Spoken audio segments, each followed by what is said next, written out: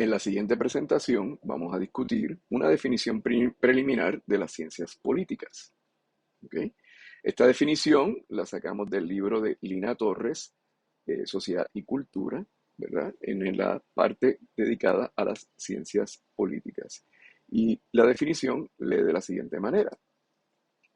La ciencia política es una disciplina que se dedica al estudio y a la reflexión de los procesos de constitución, estabilización, consolidación y mantenimiento de relaciones de poder entre sujetos o actores individuales, colectivos o institucionales. Repitamos una vez más. La ciencia política es una disciplina que se dedica al estudio y a la reflexión de los procesos de constitución, estabilización, consolidación y mantenimiento de sistemas de relaciones de poder entre sujetos o actores individuales, colectivos o institucionales. Claro, la autora también nos advierte que, además de eso, las ciencias políticas estudian los procesos de crisis, desestabilización, liquidación y transformación de sistemas de relaciones de poder. Puede ser una definición bastante amplia, como podemos ver, una definición que incluso nos puede resultar hasta complicada y compleja. Por tanto, lo que vamos a hacer ahora es que vamos a ir por partes. ¿Okay?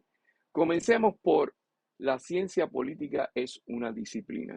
¿Qué quiere decir esto? Quiere decir que como disciplina, y si miramos la definición de disciplina, que es una actividad de producción de conocimientos regida o controlada por un conjunto de reglas de juego, las cuales deben ser acatadas por quienes quieren ser considerados como profesionales de la ciencia política. ¿Okay? Bien importante en esta definición son las reglas de juego. ¿Por qué? Porque las reglas de juego, las reglas que se supone que sigamos como científicos sociales, nos permiten a nosotros distinguir entre una opinión personal y un trabajo riguroso o académico, ¿verdad? Uno de los problemas que a veces enfrentamos cuando hablamos de ciencia política es que alguna gente confunde a un politólogo, que es una persona que se dedica a comentar los eventos diarios que ocurren en la política, con un científico político, que más que comentar los elementos o las situaciones que ocurren a diario en la política, se dedica a estudiar lo político, que como vimos anteriormente, se trata de las relaciones de poder. ¿Okay?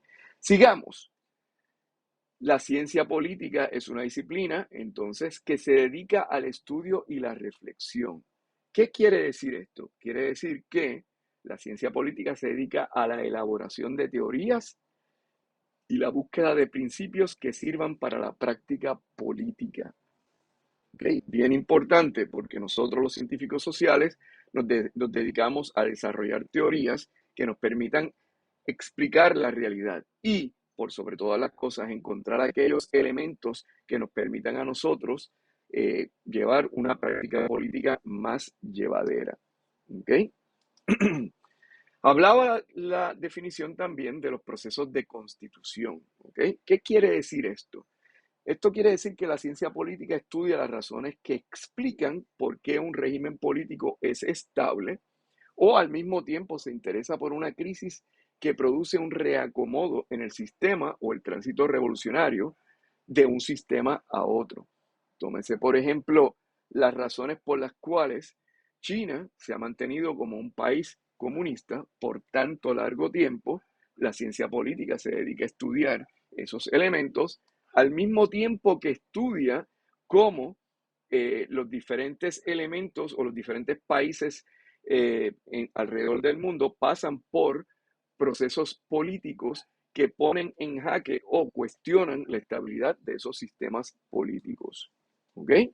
De igual manera, le interesa saber cómo se van transformando los sistemas políticos. Un gran ejemplo de ello lo tuvimos hace un año atrás, cuando en Chile se decidió crear una nueva constitución para tratar de evitar que volviese a ocurrir lo ocurrido anteriormente. Chile pasó por un proceso de dictadura militar que se extendió por más de 16 años y que le ofreció protecciones a aquellos que cometieron crímenes de lesa humanidad dentro del país. ¿Okay?